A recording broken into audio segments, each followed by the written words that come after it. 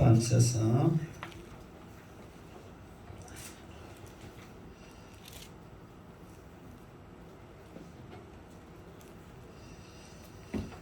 요한복음 18장 우리 옆에 11절까지 했었죠.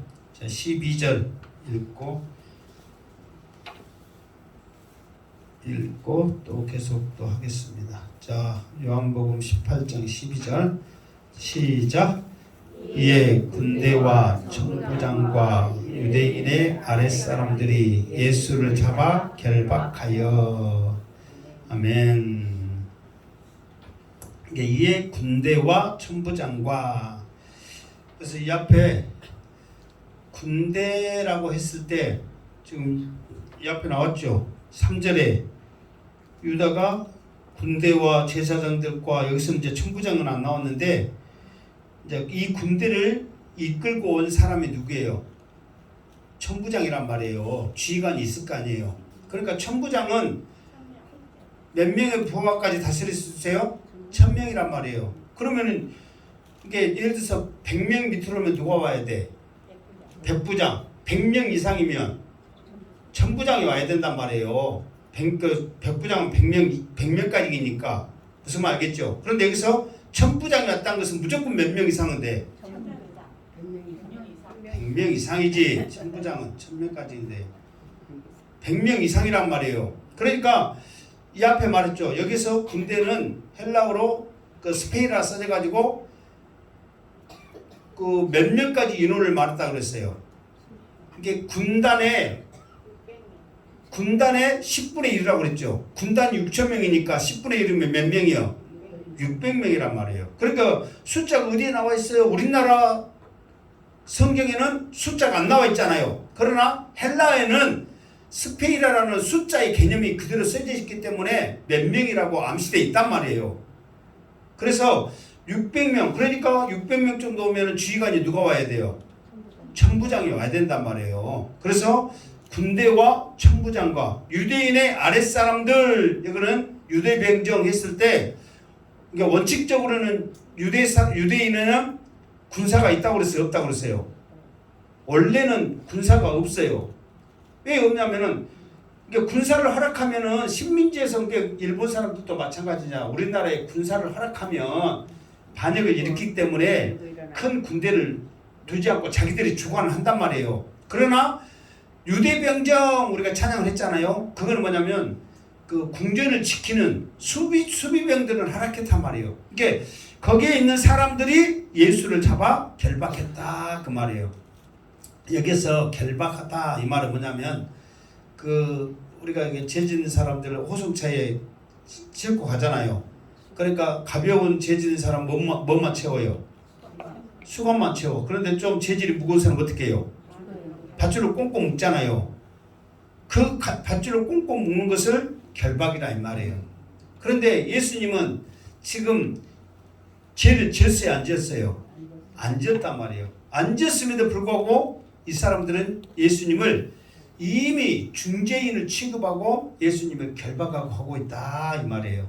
그러니까 예수님을 잡으러 온 것부터 잘못됐지만 또 결박하는 것도 잘못되는 거예요. 그러니까 예수님을 잡는 이 사건 자체가 계속해서 정상적이지 않는 거예요. 잘못된 일을 처음부터 하고 있어. 그런데 나중에 결과론적으로 보면 이 잘못된 일을 하고 있음에도 불구하고 이 잘못된 일을 누가 계획을 했냐? 하나님께서 계획을 하신 거예요. 왜? 이렇게 되리라고, 좀 이따 또 나옵니다. 이렇게 되리라고 주님이 말씀하셨다. 이 주님의 말씀한 거를 책임을 져야 될 거 아니에요. 하나님께서는 주님의 말씀을 책임지기 위해서 잘못된 이 과정들을 다 그대로 허락하신 거예요. 무슨 말 알겠죠? 그러니까 지금 앞으로 이미 예수님이 지금 잡히신 것부터가 첫 번째 잘못이고, 두 번째 이 예수님을 결박한, 그러니까 죄도 없는 사람을 중죄인 취급해가지고 결박한 그것도 잘못된 거란 말이에요. 그래서 이 잘못된 것의 연속이 계속 되어집니다. 자, 13절 시작. 먼저 안나스에게로 끌고 가니 안나스는 그 해의 대제사장인 가야바의 장인이라. 아멘. 전에 이 가야바에 대해서 잠깐 언급한 거 있거든요. 그러니까 우리 14절까지 읽고 합시다. 14절 시작. 가야바는 유대인들에게 한 사람이 백성을 위하여 죽는 것이 유익하다고 공고하던 자러라. 그러니까 가야바가 어떤 사람이냐 잠깐 소개를 한단 말이에요. 그런데 유대인에게 한 사람이 백성을 위하여 죽는 것이 유익하다고 공고하던 자러라. 그러니까 전에 어떤 일이 있을 때 해결책을 내놨단 말이에요. 그런데 그 해결책이 뭐냐? 한 사람만 죽으면 되는데, 한 사람만 죽으면 끝나는데 그것도 모르냐? 바보들아. 내가 그렇게 하면서 말한 적 있어요, 없어요? 기억 못하면 뭐 어쩔 수 없고 그렇게 한 적이 있단 말이에요. 그러니까 이제 자 13절에 보면 이제 예수님을 결박해서 이제 재판을 해야 된단 말이에요. 그냥 재판 없이 죽일 수 없으니까 재판을 하는데 먼저 누구에게로 끌고 가냐 그러면은 안나스에게로 끌고 가니 그랬어. 그런데 안나스는 누구냐 그랬더니 그 해의 대제사장인 가야바의 장인이라. 아니 그게 원래는 끌고 가려면 누구한테 끌고 가야 돼요? 대제사장한테 끌고 간단 말이에요. 대제사장은 그 해의 대제사장은 누구예요? 응? 가야바다. 그 해의 대제사장인 가야바의 장인이란 게 지금 안나스는 사실 실질적으로는 아무것도 아니란 말이에요. 그러니까 대제사장인 가야바한테 끌고 가야 되는데 이 사람들이 가야바한테 가기 전에 안나스에게 먼저 가는 거예요. 그리고 좀 이따 보면 이 안나스는 이 문제를 가야바에게로 보내는 거예요. 왜 그러면 이런 일이 일어나냐면 그러니까 전에도 했어요. 여러분들 기억을 못 와서 그렇지. 그러니까 여러분들 기억나는 거 안 건데 다시 한번 들어봐봐. 원래 대제사장은 종신직이란 말이에요. 그러니까 한 번 대제사장이면 언제 바뀌어? 죽어야 바뀌어. 종신직이니까. 그런데 원래는 대제사장이 누구였냐면 안나스였어. 그러면은 지금도 제사장은 누구여야 돼?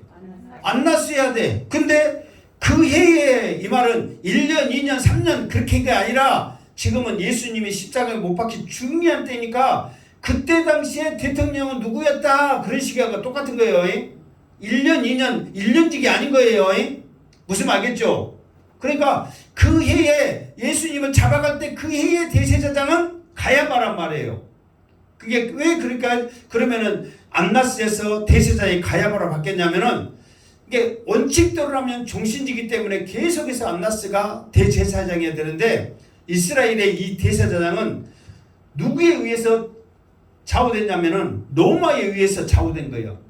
그러다니까 원래는 가만히 있으면은 전통에 따라 율법에 따라 계속 이렇게 가문에 이어져 가잖아요. 그런데 그 로마가 이것을 자기들 마음대로 이제 세우는 거예요. 왜 그러냐면 예수님이 처음에 성전에 들어갔을 때 유월절에 들어갔거든요. 유월절에 들어가면서 성전에 들어가서 하시는 거 뭐였어요? 그렇지, 뒤집어 엎은 일을 했어. 그 이유는 뭐냐면은 이 성전이 장사꾼이냐 하면서 뒤집어 엎었잖아요. 그만큼 재물도 마찬가지예요. 아무리 그냥 흠이 있고 쩔뚝발이어도 대제사장 직임만 딱 지키면 정결한 것이 돼버리는 거예요. 그러니까 자기들이 원하는 걸로 했을 때 들어오는 돈이 많아요, 적어요? 어마어마해. 그러면은 로마 사람이 대제사장을 세운 이유는 뭐예요? 돈 많이 벌지? 어떻게 해라? 너도 바쳐라. 만약에 너 잘못 보이면 바꾼다? 그러니까 안나스는 원칙주의자 사람인 것 같아. 안나스는 조금 있으면 또 나와. 안나스를 간 예수님 앞에 갔던 그 보면 이 안나스는 원칙주의자인 것 같아. 그러니까 아니 하나님 앞에 성전을 들어온 거 그냥 우리 그 대제사장도 먹고 제사들도 먹고 거기에 따르는 수많은 사람들 있잖아요. 먹고 해야 되는데 줘버리면 자기들이 가져갈 게 많아요, 적어요. 적으니까 어찌따라 이렇게 한단 말이에요. 어쨌든 간에 불법을 행하도. 그러니까 예를 들어서 예를 들어서 100만 원 바치고 50만 원만 바친다든가 그래갖고 어쨌든 간에 좀 밉보였어. 그러니까 장인 옆에서 보고 있던 이 가야바가 내가 한 자리 차지할 수 있겠구나 해가지고 누구한테 사바사바 했어. 로마에 사바사바 했어. 나 세워주세요. 그러면은 그 100만 원 바쳐야 되는데 200만 원 바칠게요. 그러면 로마가 좋아 안 좋아? 좋죠. 그런 식으로 해가지고 가야바가 대제사장이 됐다 이 말이야. 그러면은 대제사장 가야바한테 가야 되는데 왜 그러면 먼저 안나스에게 갔냐면은 전통이라는 게 있단 말이에요. 그러니까 이스라엘 백성들은 로마가 세운 대제사장은 대제사장이 아니야. 돈 보고 이렇게 세운 거야. 인정을 안 해. 그래서 전통을 인정받기 위해서는 안나스에게 먼저 간 거예요. 그러니까 하여튼 뭔 말인지 알겠죠? 그래서 어쨌든 안나스는 가야바의 장인이다. 그러면서 14절 가야바는 유대인에게 한 사람 백성을 위하여 죽는 것이 유익하다고 공고하던 잘하라. 그러니까 원래는 안나스가 이 말을 했으면은 이 안나스의 말은 무조건 듣거든요. 그런데 가야바는 조금 전에 말했던 대로 자기들이 인정하지 않는 사람이요. 그러니까 어쨌든 대제사장으로 세워 있으니까 자, 이 사건이 지금 어떤 사건이냐면 이 사건이 어떤 사건인지 아세요? 이 지금 한 사람이 백성을 위하여 죽는 것이 유익하다고 공고하던 자들아 이 말을 했을 때 상황이 어떤 상황인지 아시냐고. 난 모르겠네. 나사로가 죽었다네. 썩은 지 나흘 만에 예수님께서 살리셨다네. 나사로가 살아남으로 말미암아 이스라엘에 있는 모든 사람들이 다 예수님을 믿었다네. 그러니까 이 사내들인 공연 유대인들이 유압감을 느끼는 거예요. 그러면서 자기들은 지금 이 사람들이 예수님을 믿는 게 그냥 믿는 게 아니라 메시아로 믿었거든요. 그럴 때 그때 당시에 이스라엘 사람들은 메시아를 어떤 메시아를 기다린다고 그랬어요? 누구처럼?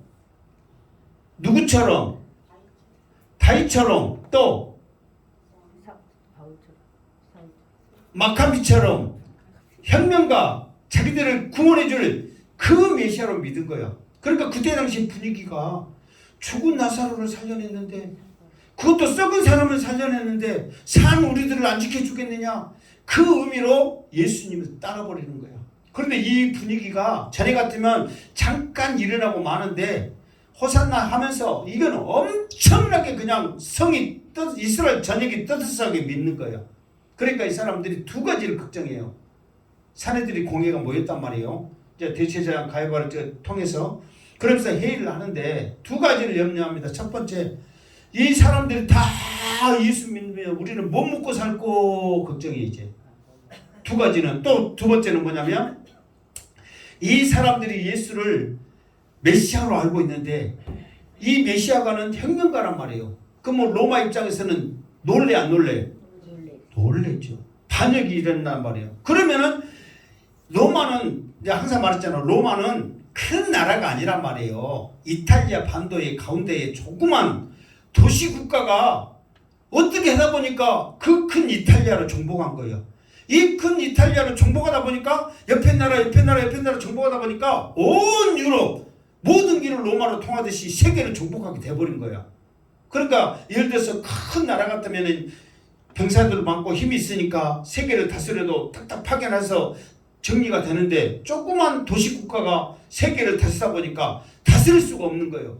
그러니까 그 나라 그대로 전통을 인정하고 종교도 인정하고 다 했지만 한 가지 반역이 일어나면 너희들은 씨도 그냥 싹 없이 너희들을 그냥 씨를 말려버린다. 그 정책이야. 그래서 위험지역은 누가 반드시 들어가냐는 게 모든 나라들은 자기 나라가 그대로 다스리게끔 인정을 해주고 조공만 바치고 말썽 피우지 말고 잘 내 말만 들어라 그렇게 하고 인정을 해줬단 말이에요. 그런데 위험지역에는 누가 들어가냐면 총독이 들어갔어. 위험지역에 말 안 듣는 곳에는 총독이 들어갔단 말이에요. 그러니까 이스라엘은 누가 있어요? 총독 있잖아요. 그러면 이스라엘이 말 잘 듣는 거예요? 안 듣는 거예요? 안 들으니까 총독이 간 거야. 그런데 총독이 잘 다스리는 것은 조용하니 말썽 안 피우면 총독이 최고예요. 그런데 이스라엘은 시끄럽잖아요. 지금 이렇게 수많은 사람들이 몰려들고 예수를 메시아로 생각하면 로마가 가만히 있겠냐. 로마가 쳐들어오면 우리나라는 망해버린다. 그러니까 로마가 쳐들어오기 전에 이것을 잠재우려면 방법은 딱 한 가지다. 이게 자기들끼리 막 머리 맡아서 했는데 답이 안 나와. 그런데 옆에 있는 가야바가, 그러니까 지금 자기들끼리만 이야기하고 가야바는 한쪽에 서 있어요. 뭔지 알겠죠? 인정을 안 하니까 한쪽에 멀뚱멀뚱 있는데 그 소리를 가야바가 이렇게 듣고 있다가 에이 바보들아, 방법이 있는데 그걸 모르고 그렇게 고민하고 있냐? 그러면서 그 방법이 한 사람만 죽으면 해결된다. 그러면서 가야바가 제시대로 그때부터 예수님을 잡기로 결의를 한 거예요. 그러면서 만약에 예수를 숨겨주거나 있는데 보고 않거나 그 사람들까지 잡아가는 거야. 그러다 보니까 사람들이 예수 해요 안 해요? 이제 안 하기 시작한단 말이에요. 잡혀가니까. 무슨 말겠죠? 그럴 때 근데 이걸 가야바의 입을 통해서, 이게 가야바가 공고하면서 자기 머리에서 자기 생각에서 나온 말인 줄 알았더니 나중에 보니까 그것조차도 하나님이 가야바 입을 통해서 그 말을 하게 하셨다, 그 말이에요. 왜? 예수님을 어떻게 하려고? 하나님은 죽이시려고 십자가를 못 박게 하는 것이 하나님의 목적이니까. 근데 가야바가 말 안 하면 자기들은 금방 먹고 해결도 안 나고 끝나는데, 가야바 대제사장의 자격으로 말을 하니까 그 말이 또 맞아요, 안 틀려요? 맞거든. 야, 예수만 죽이면 되는데 우리가 걱정했구나. 그러면서 그때부터 예수님을 잡으려고 했다, 그 말이에요. 그 사건이 어디에 있느냐? 요한복음 11장 50 몇 절인 같은, 가봐 앉아. 지금 찾지 말고 오늘 본다고 해서 내일 알 것어. 그러니까 그 사건을 일단 보시라, 그 말이에요. 자, 시간 없으니까 또 15절. 자, 이제 15절부터는 어떤 사건이냐면, 15절부터 이제 예수님이 잡아간 사건인데, 이제 두 가지 사건이 겹칩니다. 드라마 보면 주인공이 조금 했다가 또 옆에 또 들르리도 또 못 잡고 나왔다가 주인공 어찌 했다 들르려고 그러잖아요. 원래 주인공은 누구예요? 예수님이 잡아가는 것이 주인공인데, 장면이 두 군데가 왔다 갔다 해. 베드로가 예수님 부인한 장면, 예수님이 잡혀서 신문받은 장면, 또 베드로가 또 부인한 장면, 또 예수님이 잡혀간 장면, 이렇게 왔다 갔다 한단 말이에요. 그러면서 여러분, 지금도 여러분들이 쭉, 이게 예를 들어서 다음에 이제 내가 다니엘인지 이사할지 모르지만 그 말씀들은 이렇게 깊이 잘 알지 못하니까 그냥 한 대로 맞은 것 같아 했는데, 사복음서는 우리가 평상시에 좀 어느 정도 알잖아요. 그런데 여러분들이 들으면서 전혀 알지 못했던 거, 다른 내용 꼭 처음 들은 것처럼 막 했던 그런 말들이 많이 있어요, 없어요? 진짜 많았잖아요. 근데 오늘도 여러분 그럴 겁니다. 이합제도 마찬가지였잖아요. 예수님이 잡혀가는데 제자들 그렇게 지키고, 그 사람들이 800명이나 700명, 800명이나 된 사람이 동시다발적으로 예수님 앞에 꼬꾸라진 그 사건이 있다는 거 여러분 상상도 못했잖아요. 그런 일들뿐만 아니라 오늘도 베드로가 부인하는 이런 사건을 통해서 지금까지 알고 있던 이야기는 다 잊어버려. 새롭게 여러분들 알게 될 거예요. 그때 여러분들은 와 하고 놀라시면서 이 말씀에 빠져들기를 주님의 이름으로 축원합니다. 자, 그 말씀 한번 빠져듭시다. 15절 시작. 시몬 베드로와 또 다른 제자 한 사람이 예수를 따르니 이 제자는 대제사장과 아는 사람이라. 아멘. 자, 이 앞주에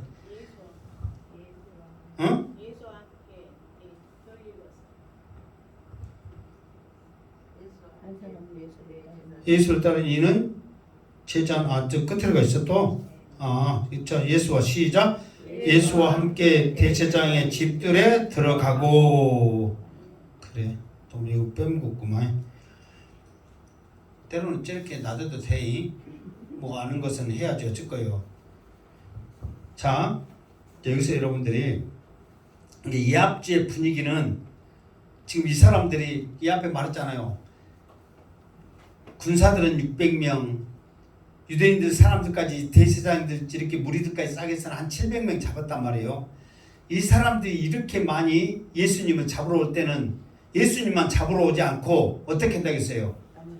제자들과 따르는 모든 게 한마디로서 일망타진하기 위해서 그렇게 많은 사람들이 온 거예요, 한 번에. 그런데 그렇게 많은 사람들이 다 일망타진하기 위해서 이 감난산을 완전히 에워싸면서 그냥 쥐새끼 한 마리 못 빠져나가게 딱 그렇게 하면서 잡으러 왔는데 결국은 잡고 간 사람 누구야? 예수님 딱 한 분 잡아갔어. 왜 예수님 딱 한 분 잡아간 거예요? 예수님이 그렇게 했단 말이에요. 왜? 말했잖아요. 나는 죽어야 되니까 잡혀가는 것은 허락하신 거예요. 만약에 예수님이 지금 이 6월절에 죽지 않고 다음 6월절에 죽으신다면 예수님도 거기서 잡혀가 안 잡혀가? 안 잡혀간단 말이에요. 왜? 예수님은 그만한 능력이 있으니까 그 상황을 만들 수 있단 말이에요. 근데 예수님은 무조건 잡혀가야 돼. 그러니까 예수님은 잡혀가지만 너희들의 생각대로 이 제자들까지 잡아가려고 하는데 그거는 하나님 계획이 없기 때문에 내가 허락하지 않는다. 그래서 그들이 예수님 앞에 오자마자 내가 근이라 한 말 한가 동시에 600명, 700명의 모든 사람들 그 자리에서 그냥 꼬그라져 버린 거예요. 앞에 말하는 사람 몇 사람만 아니라 모든 병사들이 다 꼬그라졌다니까. 자기도 모르게. 그러면서 예수님의 존재에 두려움을 느껴요. 그렇게 한 이유가 이 제자들을 예수님이 살리기 위한 거예요. 그러니까 이제 앞으로 그들이 어떻게 하든지 용납하라 이 말은 뭐냐면 무서워서 도망갈 거 아니에요. 그때 잡으러 가지 말란 말이야. 잡으러 가면 너희들은 가만두지 않겠다. 그래서 제자들은 다 도망갈 수 있도록 마음대로 갈 수 있도록 예수님께서 이미 모든 분위기를 만들어놨어. 그런데 두 제자가 예수님을 따라가는 거예요. 첫 번째 한 제자는 누구냐? 베드로와 그랬어. 베드로가 따라가. 그리고 또 다른 제자 한 사람이 예수를 따르니 그랬어. 그런데 이 사람은 누구냐? 이 제자는 제사장과 아는 사람이라 그랬단 말이에요. 그러면 여기서 이 사람은 누군지 알아요? 몰라요? 몰라. 그럼 이 사람은 누굴까? 가룟 유다는 이제 제자 아니여. 네 할 일을 하라고 떠난과 동시에 이제는 가룟 유다는 제자가 아니라 마귀 새끼여. 그때부터 예수님은 제자로 취급 안 한 거예요. 뭔지 알겠죠? 누구였냐면 요한 자신을 지금 말하고 있단 말이에요. 지금 내가 가물가물했는데 전에 요한복음 할 때도 또 다른 제자가 했을 때 그 제자가 요한이라고 한 기억이 있어요. 뭐 여러분의 그것까지 기억하면 대단하게. 근데 그 기억이 내가 어렴풋이 있어. 요한은 항상 자기를 드러내지 않고 다른 제자, 어떤 제자 그런 식으로 표현했단 말이에요. 자기를 가리킬 때. 그러면서 또 결정된 것은 대제사장과 아는 그 친척인 사람은 야고보와 요한. 그러니까 예수님의 그 족보가 예수님 엄마가 마리아고 마리아의 동생이 살로메가 끼고 이 살로메는 또 그 예수님하고 친척된 그 세례 요한의 그 엘리사벳과 스가랴 그 제사장과 그 요한과의 그게 스가랴가 제사장이었거든요.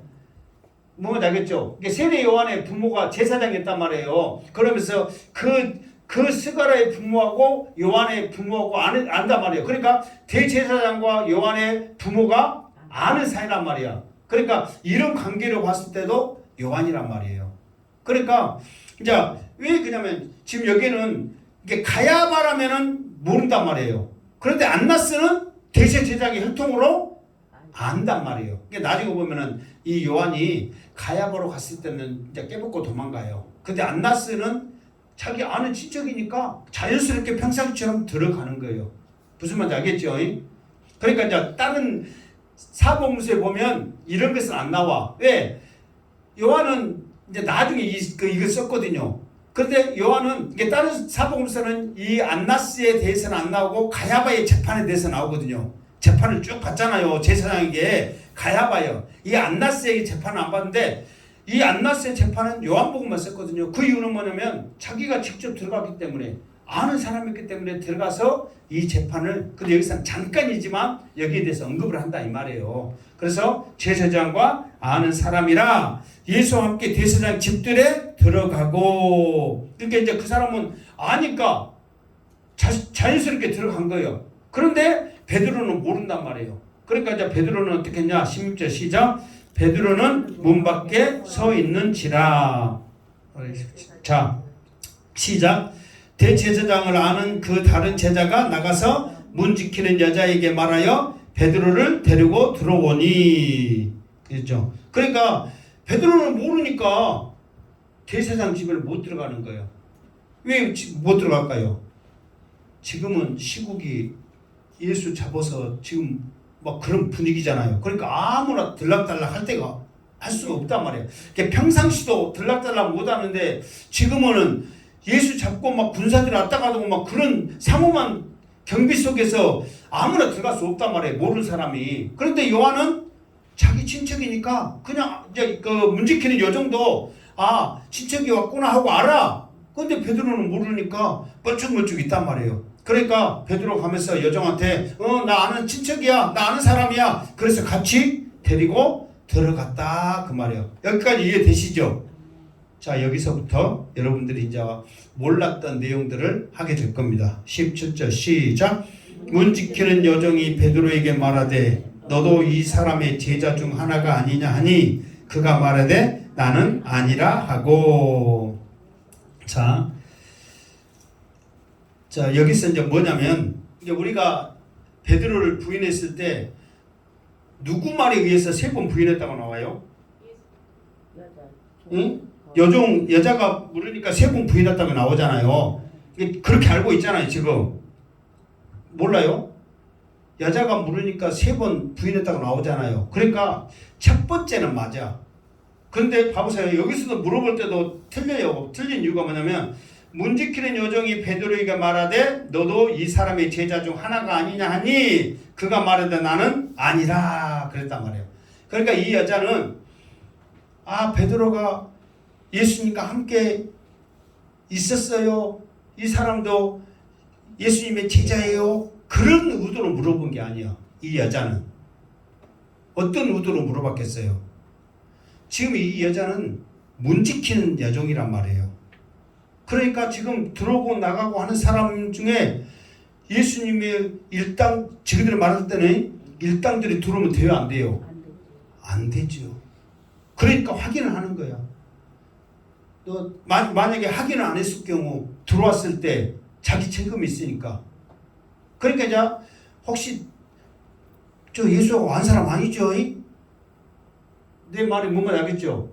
그런 의도로 이 여자는 지금 물어본 거야. 그러니까 베드로도 이제 가볍게 이거 아니에요 하고 들어간 거예요. 뭔지 알겠죠? 근데 이 여자는 이 베드로가 예수님의 제자예요 알아서 의심 가서 그렇게 물어본 게 아니라 문 지키는 자기의 직무로 따라서 예수 일당들이 들어가면 안 되니까 당신 아니죠? 들어가다가 예수를 빼어놓거나 자기들 죽이고 뭐 할 수 있고 뭐 어떤 상황이 일어날 수 있는 거잖아요. 그러니까 완전히 지금 철저하게 경계하고 있는 상황이다 그 말이에요. 그러니까 베드로도 거기에 맞는 대답으로 아니에요 그렇게 한 거예요. 첫 번째 부인이 이 분위기라 이 말이에요. 무슨 말 알겠죠? 자, 그러니까 오늘 3번 분위기가 다 나와. 자, 18절 시작. 그때가 추운 거로 종과 아랫사람들이 불을 피우고 서서 쬐니 베드로도 함께 서서 쬐더라. 그러면서 이제 나 그 사람 몰라요 아니에요 뭐 그렇게 하면서 이제 들어갔어. 뜰에 제사장 뜰에 들어갔는데 그때가 추운 거로. 그러면 지금 이때가 절기적으로 언제예요? 지금 6월절이잖아요. 6월절이 그때 당시에는 1월이고 우리나라로 봤을 때는 3, 4월이거든요.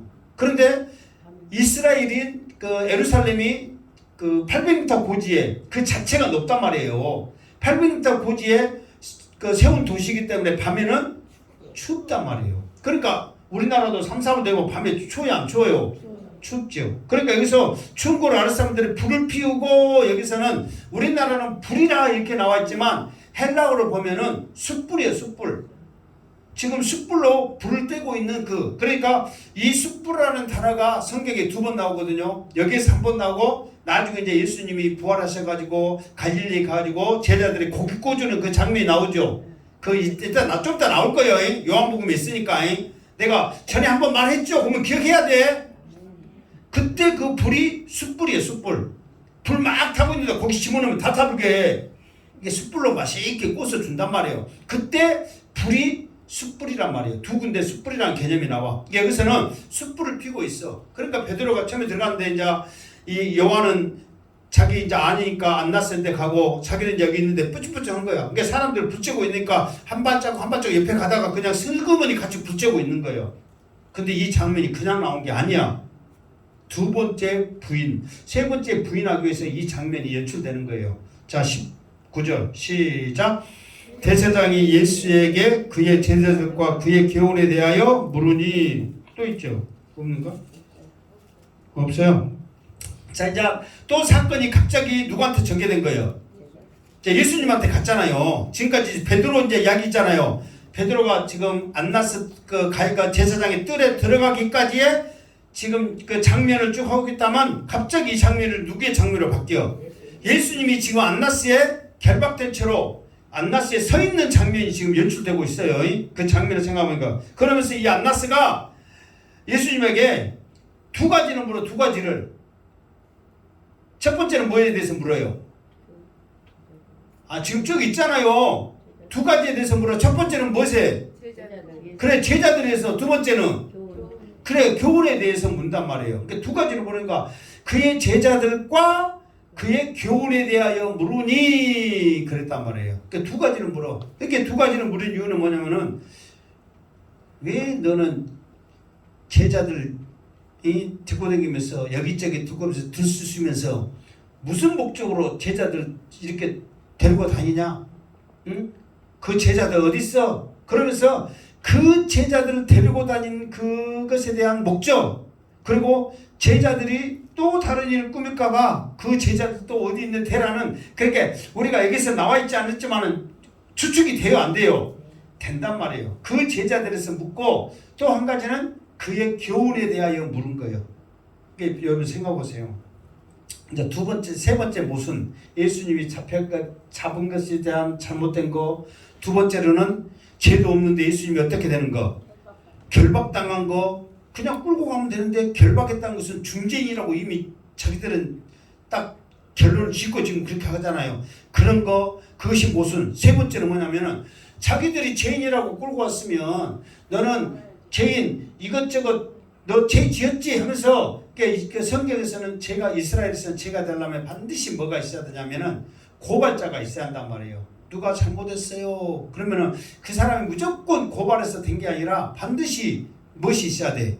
증인이 있어야 한단 말이에요. 증인도 2-3 사람 있어야 증인이 있어야 돼. 그래서 너 이렇게 고발당하고 증인까지 있는데 너 어땠어 해야 되는데, 예수님은 죄도 없어. 아무것도 없이 끌려오니까 이 사람이 오히려 예수님 앞에 제자들과 그 교훈에 대해 예수님 앞에 물어보는 거예요. 그러니까 그게 죄를 본인한테 물어보면 뭐라고 대답할 거예요? 너 나쁜 놈이 아니야. 그럼 어떻게 해야 돼요? 그러니까 그것 자체가 쉽게 말해서 말이 돼요, 안 돼요? 안 된단 말이에요. 그 자체가. 그러니까 안나스도 봤을 때 그냥 자기가 봤을 때도 뭐가 없는 거예요. 그러니까 사람들이 관심한 대로 제자들 잡으러 갔는데 제자도 안 들어오니까 너희 제자들 어디 있어? 2번째, 사람들을 계속 가르치고 막 그 가르침에 대한 문제를 말했거든요. 사람들이 잘못 가르쳤다 막 그러면서. 그러니까 너의 교훈이, 여기서는 교훈이라는데 가르침이거든요. 너의 가르침이 뭐야? 이 2가지를 물어본 거예요. 이게 예수님의 대답. 20절 시작. 예수께서 대답하되 내가 드러내놓고 세상에 말하노라.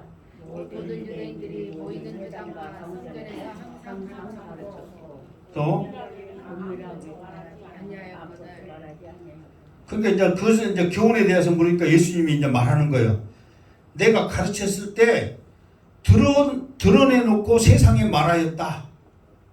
그러니까 교훈에 대해서 물으니까 예수님이 어이가 없는 거예요. 예수님의 가르침, 네 가르침이 뭐냐? 그러니까 내가 언제 땅굴 파놓고 아니면 저 광야에서나 아니면 어디서 내가 말씀 전하더니 드러내놓고 있다.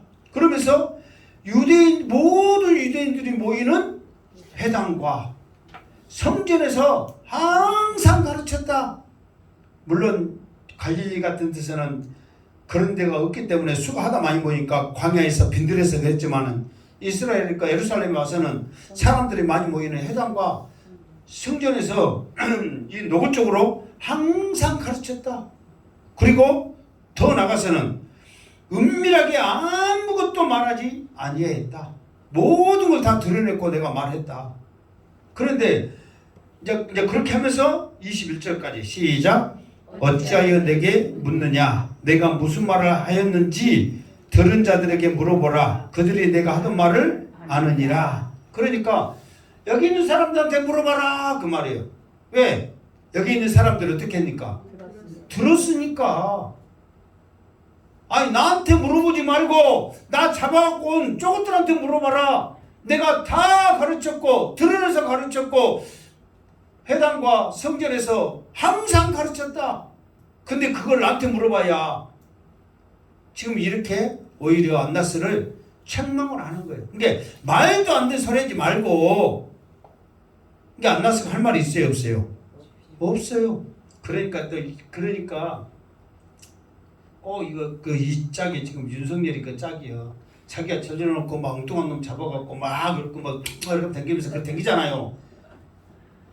그러니까 옆에 놈들이 할 말이 없으니까 22절 시작. 이 말씀을 하시며 곁에 섰던 아랫사람 하나가 손으로 예수를 쳐 이르되 내가 대제사장에게 이같이 대답하느냐 하니. 그러니까 이 사람들이 할 말이 없으니까 예수님에 다가가서 바로 예수님 뺨을 친단 말이에요 손으로. 그러면서 감히 대제사장한테 네가 대들어야 할 말이 없으니까 그대로 말한 거잖아요. 할 말이 없으니까 예수님을 쳐버리는 거예요. 그리고 23절 시작. 예수께서 대답하시되 내가 말을 잘못하였으면 그 잘못한 것을 증언하라. 바른 말을 하였으면 내가 어찌하여 나를 치느냐 하시더라. 그러니까 이제 그 친 사람 이제 대제사장하고 친 사람 같이 옆에 있죠. 내가 뭔 말을 잘못했냐? 잘못된 것에서 말에 대해서 말을 하라. 내가 잘못된 거 말에 대해서 나를 치면 당연하지만 잘못 없는데 네가 친 이유는 나는 모르겠다. 근데 예수님의 말씀이 맞아요 틀려요? 맞거든.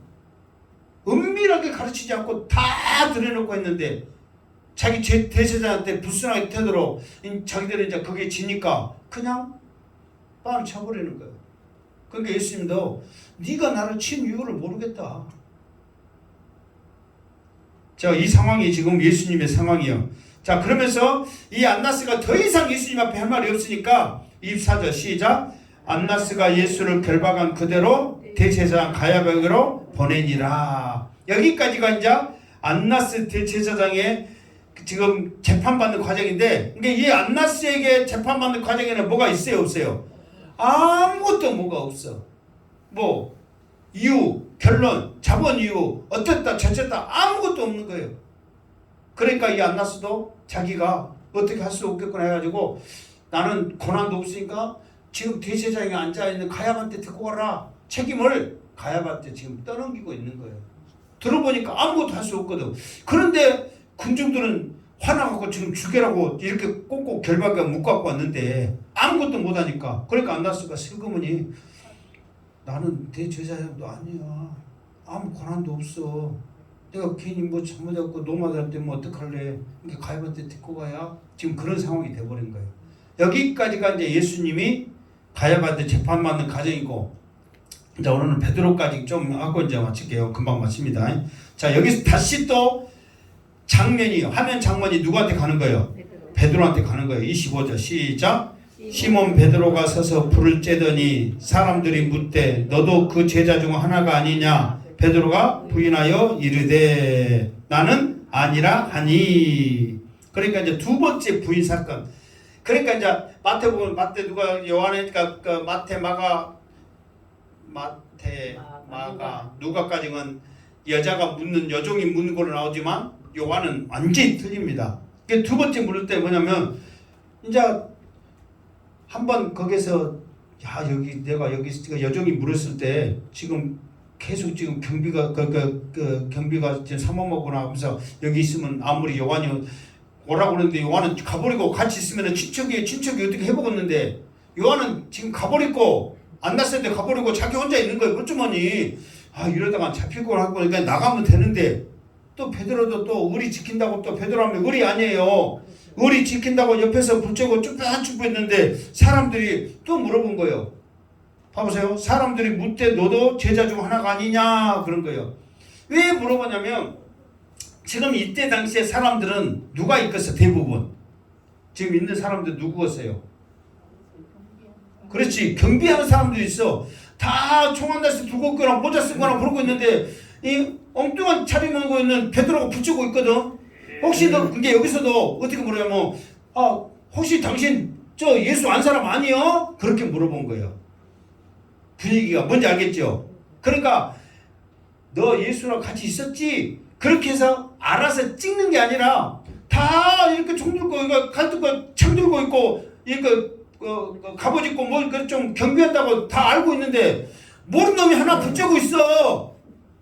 그러니까 이제 혹시 사람이 물어본 거예요. 옆에 있는 혹시 당신 예수 제자 아니요? 그렇게 이제 베드로가 이제 거기도 이제 확신이 아니라 여기서도 부정적에서 끌어내기 위해서 혹시 당신 그거 아니요? 이제 그런 의도란 말이에요. 그러니까 이것도 확신인 거요.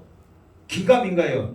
긴가민가잖아. 그러니까 베드로도 여기서 심각성이 아니에요. 그러니까 여기서도 그냥 나 한 번 그 여자한테 이제 뒤였잖아요. 좀 그렇게 있었잖아. 그러니까 좀 더 강하게 말하는 거예요.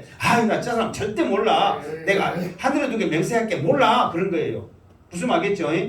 그러면서 거기에서 이제 위기를 면모했단 말이에요. 그러니까 여자한테 처음에 들어갈 때 아니냐 물어보면 자기도 모르게 찔려 안 찔려요? 찔려. 그래갖고 조용히 하고 그냥 한바쪽 해갖고 붙잡고 있는데 또 사람이 말하니까 또 뜨끔해 안 해? 뜨끔해. 그러니까 좀 더 강하게 부정을 했단 말이에요. 그런데 빼도 박도 못한 상황이 또 발생해. 진짜로 빼도 박도 못한 상황이 발생하는 거야. 그 상황이 뭐냐? 26절 시작. 대제사장의 종 하나는 베드로에게 길을 잘린 사람의 친척이라 이르되 내가 그 사람과 함께 동산에 있는 것을 내가 보지 아니하였느냐. 그러니까 이제 여자가 물어봤을 때도 아니야. 사람들은 물어봤을 때 에이 아니라니까 했는데 그 사람들 중에 누가 있어버린 거예요? 기 잘린 사람. 기 잘린 사람이 누구요? 아니면 말고 내가 했잖아. 말고란 말이야. 말고라는 사람의 귀를 베드로가 잘랐는데 이게 베드로는 몰라. 이제 그 수많은 사람들은 베드로가 알아요? 몰라요? 몰라. 그런데 자기 친척을 귀를 잘라버리니까 거기에 자기 아는 사람들이나 옆에 있는 사람들은 그 잘린 사람을 자세히 봐요 안 봐요? 자세히 보지. 아니 저놈이 감히 우리 형님이든지 동생이든지 삼촌이든지 누구든 귀를 잘라버렸네. 그래가지고 자세히 보잖아요. 그리고 친척이 아닐지라도 옆에 있는 전우들은 봐요 안 봐요? 보잖아요. 그러니까 이 전우들을 보면서 전우여도 보는데 친척인데 얼마나 자세히 봤겠어. 그러니까 베드로를 자세히 본 거야. 그러면서 이 친척이 뭐라고 하냐면 내가 그 사람과 함께 동산에 있는 것을 내가 보지 아니하느냐. 그게 다시 말해서 뭐냐면 네가 예수랑 함께 있는 걸 나는 그때 똑똑히 봤다. 네가 기 잘랐던 그 말고의 내가 친척이다. 그러니까 베드로가 빠져나갈 수 있어요 없어요? 없지. 다 사실이고 봤다는데 어떻게?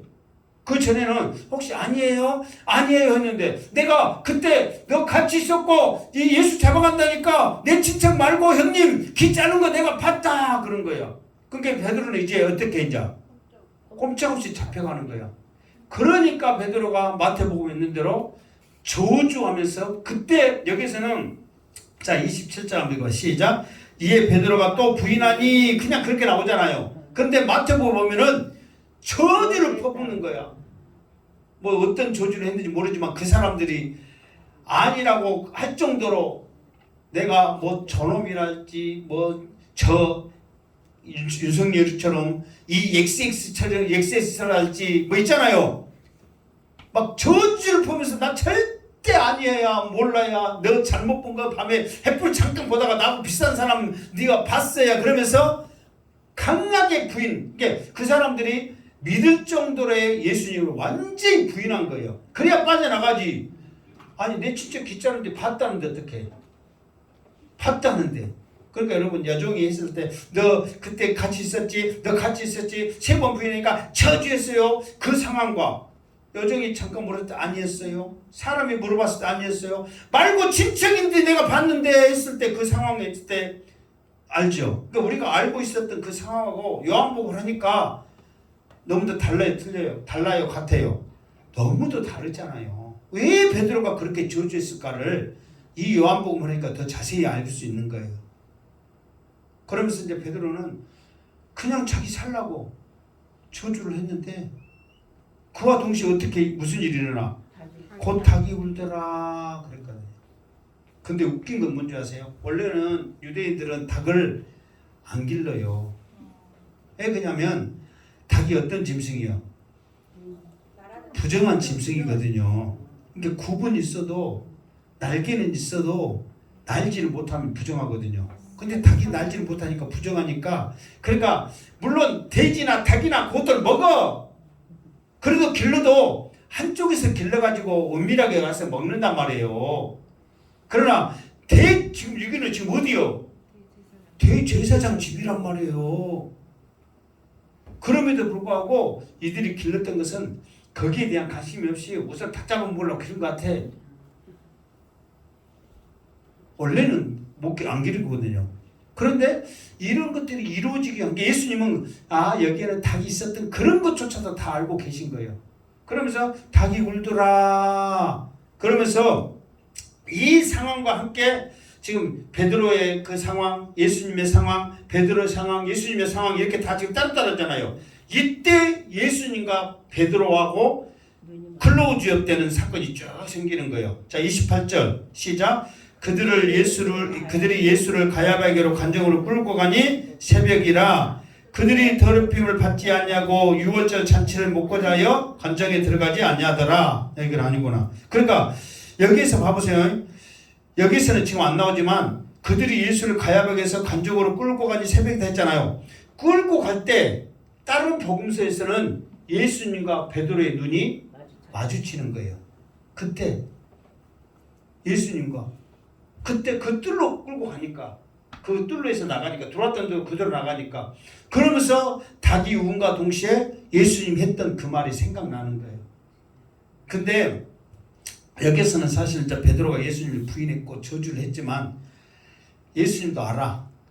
살기 위해서, 그 상황을 이겨내기 위해서 베드로가 했구나 하는 것을 알기 때문에 예수님은 이 베드로를 용서하신 거예요. 그러니까 옛날에 우리가 신사참배했을 때 이 절 안 하면 죽이고 하면 살리고 그랬잖아요. 그것도 살기 위해서 한 거잖아요. 나중에 그래서 한경진 목사님이 내가 그때 잘못했다 회개할 때 그것조차도 예수님이 용서할 것이라는 것을 우리는 알고 있어야 한다는 거예요. 왜 살고 있을 때 있잖아. 우리도 사실 그 상황 되면은 지금 당장 예수 안 믿을게 해놓고 가서 잘 믿으면 우리가 그런 이간질하고 반역하고 그게 아니란 말이에요. 우리가 믿음이 없이 연약하면 순교할 수 있는 믿음이 있으면 순교하지 마. 그러니까 베드로는 아직 순교할 믿음이 안 된 거예요. 왜? 성령을 못 받았기 때문에. 성령 받고 난 다음에는 순교해야 안 해요? 순교하잖아요. 죽을 가고 더 막 전해잖아요. 성령 받으니까. 그러니까 성령 받기 전에는 누구나 다 그런 연약함이 있단 말이에요. 우리도 마찬가지예요. 그러니까 지금 여러분들이 예배에 빠지고 넘어지고 하는 것은 아직 우리의 믿음이 연약해. 순교할 만한 그런 강력한 믿음이 없으니까 빠지는 거예요. 내가 말했죠. 지금 이 마지막 때는 무엇을 지키는 세상이랄까? 지금 지키는 시대라고 그랬어요. 믿음을 지키는 지금 시대라니까. 믿음 하나 잘 지키는 시대예요. 여러분들이 성령 받아서 우리가 말을 하죠. 세계를 복음화하고 오래안을 복음화하고 어디를 복음화하고 이거 거창하지만 믿음 하나 지금 지키는 것도 어려운 시대가 된 거예요. 여러분 코로나 당하니까 어떻게 됐어요? 가장 먼저 어디가 핍박이 오는 거예요? 교회가 핍박이 오는 거예요. 근데 이 코로나가 끝이겠어요? 이제 이건 시작이에요. 시작. 이건 시작이란 말이에요. 코로나는. 그런데 이 코로나로 인해서 수많은 사람들이 나가 떨어졌는데 이것보다 더 큰 것들이 오기 시작할 때 다 떨어지는 거예요. 그러니까 교회 나오고 믿음 지키는 거 여러분 쉬울 것 같아요? 어려울 것 같아요? 어렵습니다. 믿음 하나 지키는 것이 여러분 그냥 교회 다니고 그럴 것 같죠? 지금 이 코로나 때도 교회만 가면 이 반동 우리 옛날 말로 이 반동 분자 이 예민한 이 새끼들 막 총살감이라고 막 그렇게 해요 안 해요? 그렇게 솔직히 그렇게 하잖아요. 완전 이상한 사람 찾아보잖아요. 근데 갈수록 심해진다니까요. 그럴 때 여러분들 자신 있게 나는 그래도 예배 드릴 거예요. 교회 갈 거예요. 이게 쉽게 된 줄 아세요? 이 시국도 힘든데 수많은 교회들이 정부 정책에 말은 좋죠. 우리도 뭐 해야 되니까 욕먹으니까 어쩌니까 정부 정책에 따라야 되나 어쩌면서 막 다 따르고 했잖아요. 그게 믿음 지키는 것이 그렇게 어려운 거예요, 여러분. 갈수록 바빠지니까 집에 일 저장도 많고 우리 시대에 이제 결혼도 많고 뭣도 많고 행사도 많은데 여러분 믿음 지키기가 쉬워요, 어려워요? 갈수록 어려울 거예요. 그러니까 베드로가 이 믿음 지키는 것이 성령 받기 전에는 이렇게 그냥 넘어지는 거예요. 성령 받고 난 다음에 예수님의 그 말을 생각나면서 그렇게 한단 말이에요. 그러면서 오늘은 이제 20몇 절까지 오늘은 했으니까 원래는 27절까지 합시다. 이에 베드로가 또 부인하니 닭이 울더라. 그러니까 이제 베드로가 이 닭을 울음과 동시에 자기 예수님이 했던 그 말을 쭉 생각하면서 이제 베드로가 얼마나 자기의 그런 그 한탄을 했을까, 회개를 했을까 이런 모습들 생각나죠. 우리도 마찬가지예요. 우리가 지금은 우리가 이제 베드로처럼 닭 울면서 회개하면은 얼마나 감사해. 근데 이거를 우리가 알 때는 어디서 아는 거예요? 죽어서 알지. 이제는 베드로는 나중에 성령 받아서도 할 수 있지만 우리는 이제 죽어서 아는데 그때는 다 끝나버렸는데 어떻게 할 거냐 이 말이에요. 여러분들이 이 지금까지 우리가 이제 베드로가 부인했던 거, 예수님이 잡혀갔던 이런 상황들을 몰랐던 것을 아는 그런 새로운 그런 시간도 돼서 사실 참 감사하고 좋았지만 지금 이 시대에 우리가 그냥 맹목적으로 예수님을 따라다니고 성령 받지 못하고 하다 보면 우리도 베드로처럼 너 기지 아니지 그러면 농담처럼 그냥 말하는 거예요. 농담처럼. 그러면서 예수님이 말하는 그게 생각나면서 닭이 울더라 이 말은 뭐냐면은 예수님이 말대로 이루어지니까 베드로가 이제 어떻게 했겠어요? 우리도 닭이 지금 여기는 좀 보니까 그 예수님이 잡혀갈 때 28장 안 되겠는데 일단 다음 주 하고 간이 새벽이라 이 말 아직 밤이라는 것이거든요. 밤은 정신을 차려야 될 때란 말이에요. 우리가 넘어질 때란 말이에요. 지금 베드로는 지금 밤에 있잖아요. 지금 넘어지는 거예요. 계속 우리가 항상 기름tum을 준비 안 하면 어떻게 한다? 넘어진다. 이것을 생각하면서 베드로의 부인한 것도 알지만 마지막 결론 밤에 기름tum을 준비하지만 우리도 언제든지 넘어질 수 있고 예수님 떠나버리는데 우리는 쫓아가지 못하는 우리의 모습이 되기 때문에 믿음을 끝까지 지키자. 이것을 교훈 삼아서 믿음으로 승리하시기를 주님의 이름으로 축원합니다. 아멘. 기도하겠습니다. 하나님 감사합니다. 오늘도 예수님과 베드로의 그런 장면들을 생각하면서 우리에게 큰 교훈과 또 성경의 지식을 알게 하시니 감사합니다. 마지막 때는 믿음 지키며 주님 앞에 설 수 있도록 우리에게 은혜 허락하여 주시옵소서. 예수님의 이름으로 기도합나이다. 아멘.